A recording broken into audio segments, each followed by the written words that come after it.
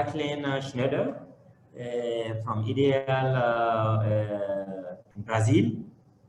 That is working. We are going to listen from Kathlen, Community Energy and Women in Brazil. She's a researcher at photovoltaic, researcher in photovoltaic and energy efficiency, currently promoting solar community and gender equity in the solar energy sector in Brazil. So Kathlen, yeah, the floor is yours. Welcome. Right. Thank you. I will just share my screen very quickly. Can you see my screen? Yeah. Okay. So good morning, good afternoon, good evening from wherever you are. I'm speaking from Brazil, and I'm going to share with you a little bit more about my experience with renewable energy cooperatives here in the country, and a bit as well from gender perspective from the solar sector. So, as presented already, just to give a quick background from where I speak from, I come from a very technical background. So I'm an engineer, a civil engineer. I graduated here in Brazil at the Universidade Federal of Santa Catarina. Currently, I'm acting in an NGO which promotes renewable energy and here in Brazil and Latin America. And I did my master's research in solar laboratory in photovoltaica UFSC. And my main topic of study in my master's was about renewable energy cooperatives into the distribution generation context, which I'm going to talk a bit more. And I'm also co-founder of the Brazilian Women's Network in Solar Energy. I'm also explaining a little bit more later on. And I had a great opportunity to be one of the mentees of the latest mentorship program from the Global Women's Network for Energy Transition, GWNet. So I come from this technical background. I'm a woman working at this team area, and also talking from the academic field, mainly regarding solar sector, and the power communities here in Brazil focus more on the cooperatives movement.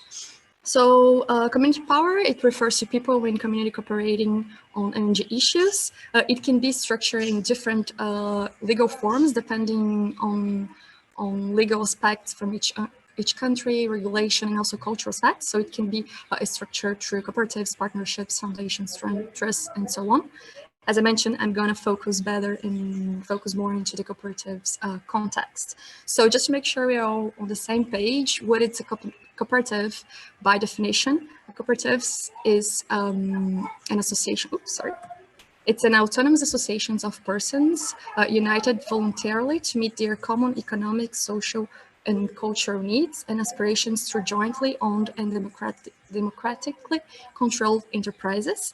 So a cooperative is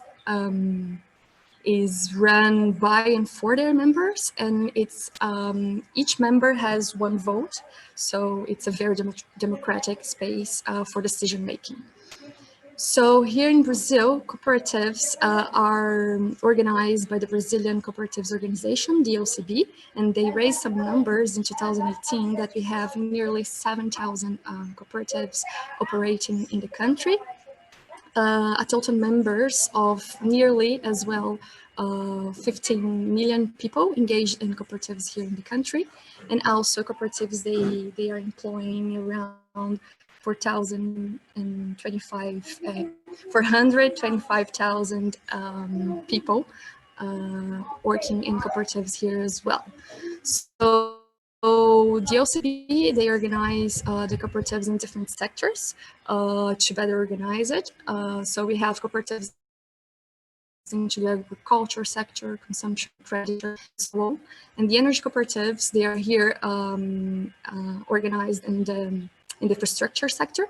And we have done different types of organizing energy cooperatives. They can be into conventional generation, which they generate energy, and rural electrification. They are responsible for distributing energy, and they are really, really important by the 70s and the 80s, principally, mainly because they took energy to rural spaces, rural areas where other concessionaires they didn't have interested to take energy to. So they have a really important role by that time, and they still have. And also we have the distributed generation model cooperatives.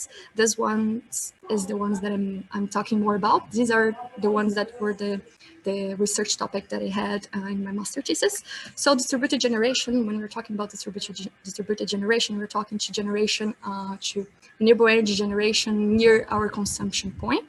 And here in Brazil, distributed generation was regulated by 2012 by the Brazilian Electricity Regulating Agency. And we have since then this one-to-one net metering scheme in which each 1 kilowatt hour exported to the grid, we receive it fully as a credit compensated in our energy bill. So in 2015, we had this revision process from our regulation of distributed generation. And since 2016, we are able to organize community power structures into the distributed generation context, and we can organize it through condominia, consortia, and also cooperatives. So since 2016, we realized this model of renewable energy cooperatives into the distributed generation context did not develop that much here in the country. And one of the reasons we try to understand why they're not developing that much, mainly is because the information and the understanding about the model is not still very clear. So in partnership, so Ideal and Photovoltaica UFSC in partnership with other associations, the GRV, which is the Cooperatives Associations from Germany, ACB, the Brazilian Cooperatives Organization here in Brazil, and GIZ as well, we are doing some activities to promote this type of organizations of community power. So this is one of the examples, a guide which explains in a very didactic manner how to organize a solar distributed generation cooperatives here in the country with the regulation that we have currently operating. And in parallel, we developed this web tool which guides people to simulate their own context. So if they are located in a specific part of the country, they have a group of people with this specific consumption pattern, and they want to be part of a cooperative, a distributed generation cooperative, a solar one. So how many panels would they need, and which area that would take, and things like that. So the simulator helps people to organize and simulate their own context based on the information that's in this guide. So you can access the simulator, this web tool, through this website here. And you can also download the guide over this website as well. So we also organized last year, we connected the initiatives of these cooperatives. So they could finally meet themselves, because one of the principles of cooperatives is also the cooperation between cooperatives. So they got together, they discuss what their main barriers and opportunities and how they maybe could work together to empower more this type of model of energy generation. There is another activity that we're working on, which is about, we are mapping other initiatives, because this year we found that there are many other initiatives popping up. So we are interviewing all of them, understanding the context of each of them, their main barriers, and trying to understand how we could act also to promote and develop more of this initiatives here in Brazil. So at the moment, I interview around 14 cooperatives. Together, they generate more than 20 megawatt power, and they generate energy to 1,600 consumer units. And the latest activity that we did, it was this platform that we launched last month, and because another barrier that we understood is there is no much information online available. If there are, they are spread, and it's very complicated to understand exactly how to organize these initiatives. So we organize all the information that we found that was important to people to go through and understand better how to organize this type of initiatives. And we also compile here in a dynamic map all the initiatives that we are mapping, information about them. There is also a section there that tells the story of all of these initiatives. We are not talking about only cooperatives here. We're talking about any other community power initiatives as well as off-grid ones, consortia, and so on.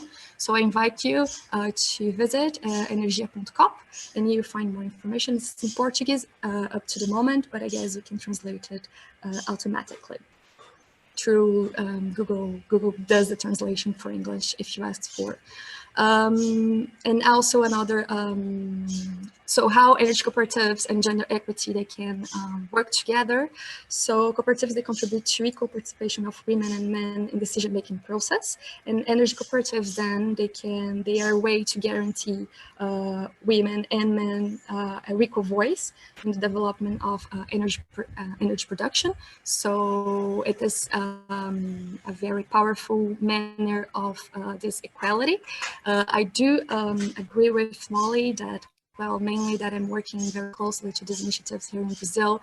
I noticed that they are all led by men. So I never interview a woman in one of those initiatives, and it was very interesting to hear a little bit what she brought as well, her hypothesis of why this happens. And that's something that I keep wondering here as well, why there are not more women leaders in this type of initiatives, while cooperatives, they bring a huge opportunity to work with gender equality. Well, I guess my time is finishing up. Another thing that I would like to talk about was the Brazilian Network of Women in Solar Energy that we are organizing here in Brazil. Just very quickly, we organized last year. We made an event to, well, get to know, to understand more what are the women working, their experiences, and talk more about that. The network came after this. The main questions that we had was, when we go out and we go to solar events, this is one of the main events of solar that we have in Brazil, we do not see women there participating, neither watching in the main tables, the discussion tables, but we know there are many women in the sector working out there. We wanted to know where they are, what do they do, what are their challenges. And so we did this questionnaire last year as well to understand better their contacts. I'm not going to go through all this information, but we can talk more about that later on in the questions and answers. Yeah, I have some other information. We can talk more about that later on. Here we have our social media as well, if you want to understand more what we're doing and also get in touch. And yeah, thank you for the opportunity. It's a great, I find it's very powerful to connect people that are engaged for the same cause. I realized that while we connecting with other women for the gender equality in the sector as well, things just happened, and it's a great opportunity to be here sharing experiences with you. So thank you, and here's my contact as well if you want to get in touch later on. Thank you.